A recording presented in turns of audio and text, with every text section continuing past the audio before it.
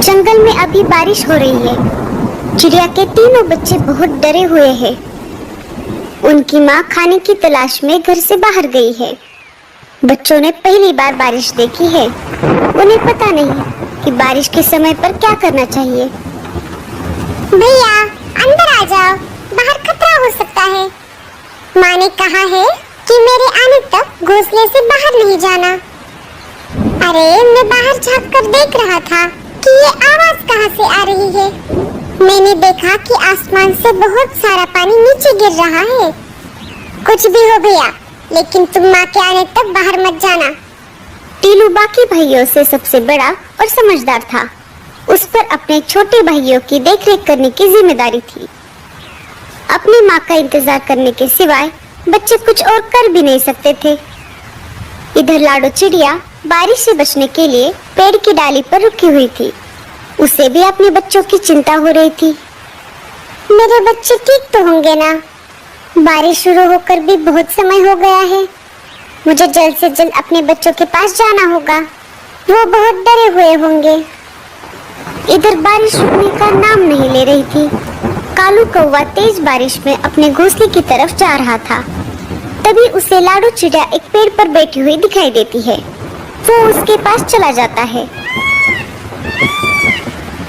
अरे लाडो, तुम यहाँ? तुम अभी तक घर नहीं गई? इसका मतलब तुम्हारे बच्चे घर पर अकेले होंगे।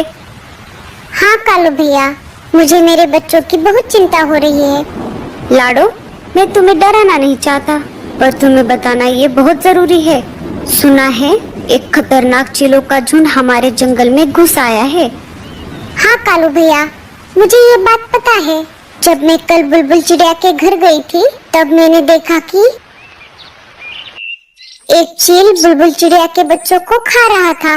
बुलबुल घर पर नहीं थी, फिर भी एक बच्चा जीवित था। मैंने उसे बचाने की ठान ली। तब मैं उस चील के पास चली गई। अरे ओ चील, छोड़ दे उस बच्चे को, नहीं तो तेरा बहुत बुरा हाल होगा। चील को गुस्सा आ गया और वो मुझसे कहने लगा, अरे ओ चिड़िया, तुम्हारा दिमाग तो ठीक है ना? भाग यहाँ से। अगर मेरा पेट भरा हुआ नहीं होता तो मैं तुम दोनों को भी खा जाता। पर देख लेना, आगे चलकर तुम मुझे कहीं पर दिखाई दोगी तो मैं तुम्हें नहीं छोड़ूंगा। मैं तुम्हें उसी समय खा जाऊंगा और डकार तक नहीं लूंगा। ऐसा कहकर चील वहाँ से उड़ गया कालू भैया। तभी वहाँ पर बुलबुल चिड़िया आ गई। उसने देखा तो वो बहुत दुखी हो गई, क्योंकि चील उसके दो बच्चों को खा चुका था। अरे ये क्या हो गया? मेरा तो सब कुछ लूट गया। ये सब किसने किया? मैं उसे नहीं छोड़ूंगी। अरे बहन, तुम्हारे बच्चों को चील ने खाया है। अगर मैं ऐन मौके पर नहीं आती तो चील तुम्हारे तीसरे बच्चे को भी खा जाता। तुम्हारा बहुत बहुत शुक्रिया। मैं तुम्हारा ये एहसान जिंदगी भर नहीं भूलूंगी लाडो चिड़िया। पर मैं अब उस चील को नहीं छोड़ूंगी। मैं उसे जान से मार दूंगी।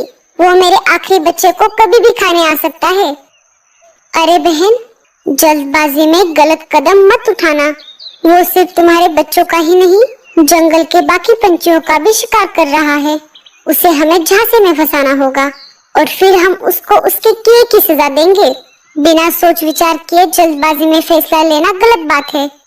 ठीक है बहन, मैं कौन सा भी गलत कदम नहीं उठाऊंगी। अच्छा, तो ये सब हुआ था। बुलबुल चिड़िया के साथ तो बहुत बुरा हुआ। हम उस चील को तो क्या, बाकी सारे चीलों को भी नहीं छोड़ेंगे। हम उन सब को जंगल से खदेड़ देंगे। तुम जल्दी घर जाओ।